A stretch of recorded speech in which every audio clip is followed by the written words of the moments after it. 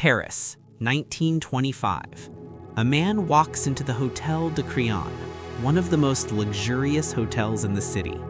He's wearing an expensive suit, polished shoes, a confident smile.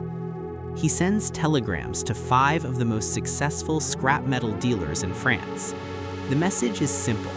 The French government has a business proposal for you. Confidential, urgent, come immediately. All 5 show up. And this man, this complete stranger, tells them something unbelievable.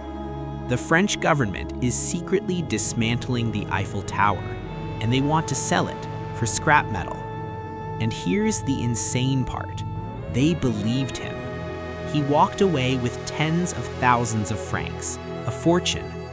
The victim was too embarrassed to report it to police, so a month later, the same man did it again, to a different group of businessmen. This is the story of Victor Lustig, the Eiffel Tower con, and the most audacious scam in history. Because if you can sell the Eiffel Tower once, why not sell it twice? To understand how Victor Lustig pulled off one of the greatest cons in history, you need to understand 3 things. 1. Who Victor Lustig was. 2. Why anyone would believe the Eiffel Tower was being sold. And 3. Why the scam worked, not once, but twice. Let's start at the beginning.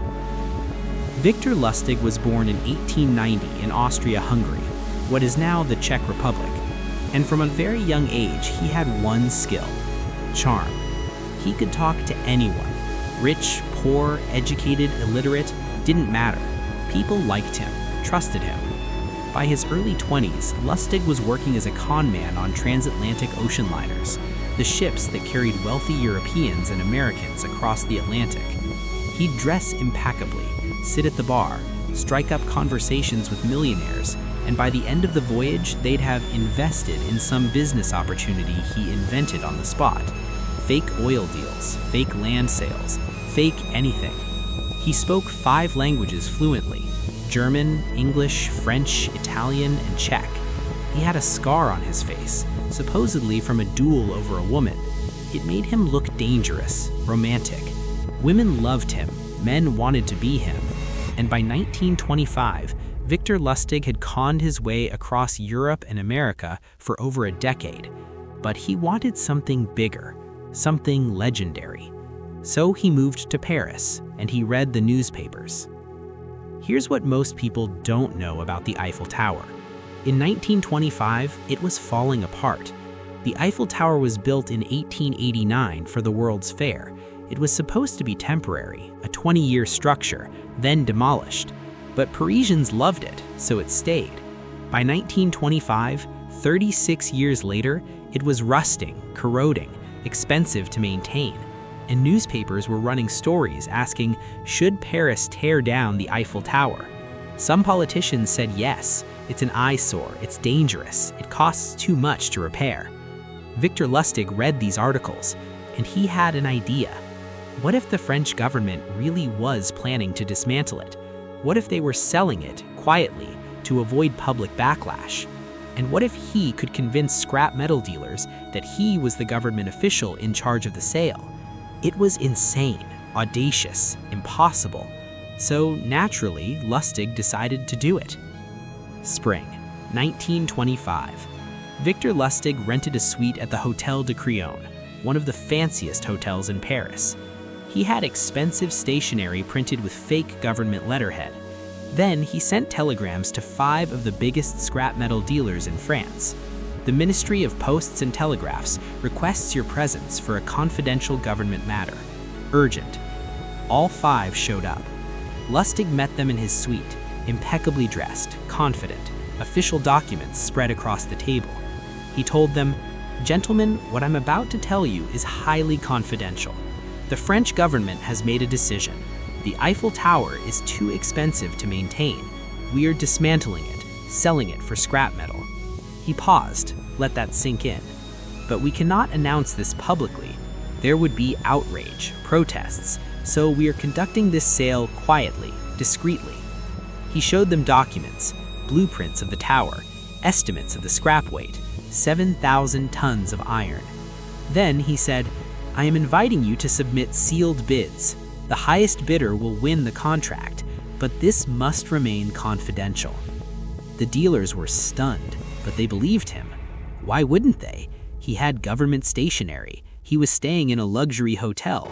He spoke like an official, and the newspapers had been talking about dismantling the tower for months. It made sense.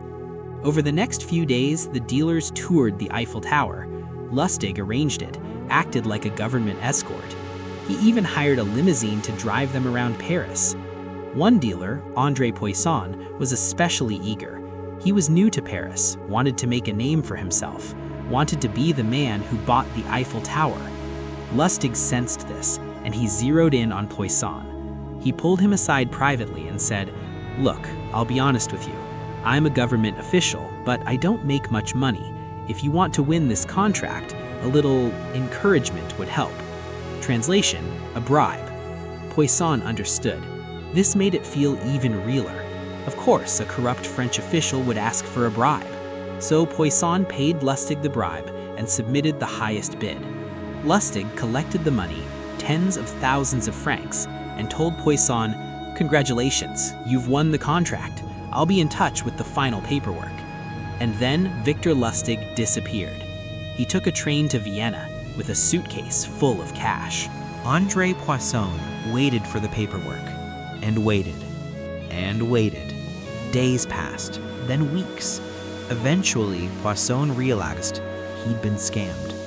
But here's the genius of Lustig's plan. Poisson didn't go to the police. Why? Because he was humiliated. Imagine being the man who tried to buy the Eiffel Tower from a con artist. Imagine the newspapers, the jokes, the mockery, the idiot who fell for the Eiffel Tower scam. Poisson couldn't handle it, so he kept quiet. And Victor Lustig, sitting in Vienna reading French newspapers, waited. He waited to see if his name would appear, if the police were looking for him. Nothing.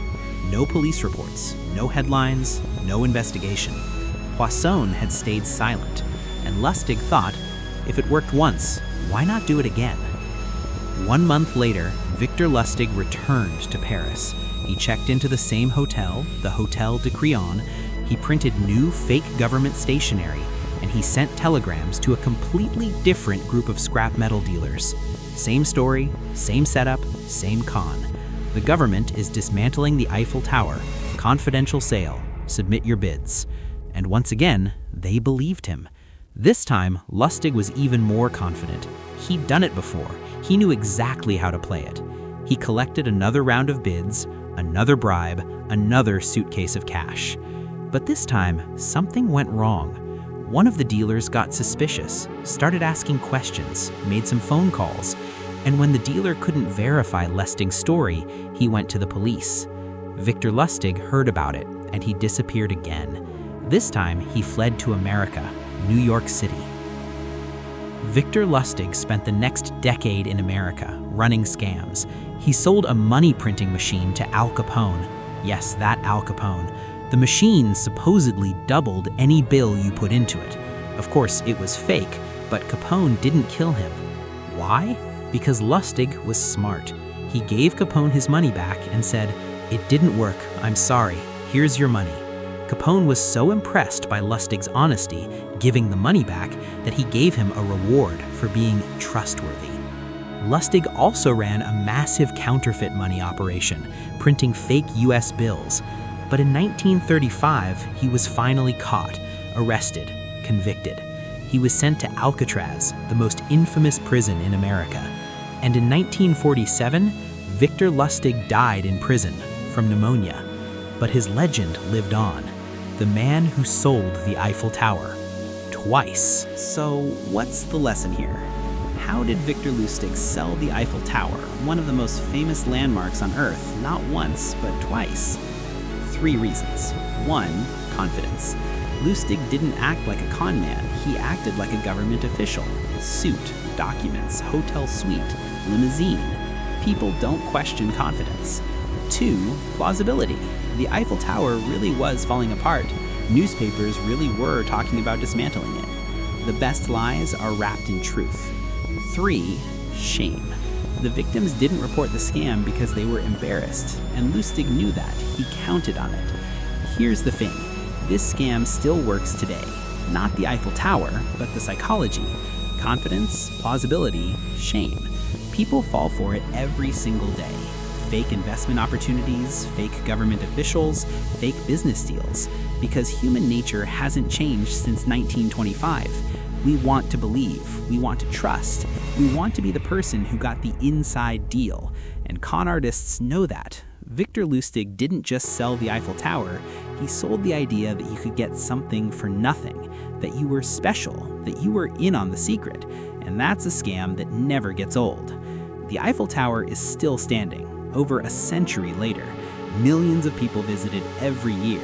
And somewhere in the afterlife, Victor Lustig is probably smiling because he's the only man in history who can say, "I sold the Eiffel Tower." Twice. If this story blew your mind, wait until you hear the next one.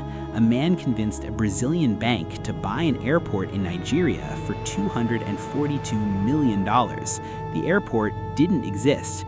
Subscribe so you don't miss it. See you in the next one.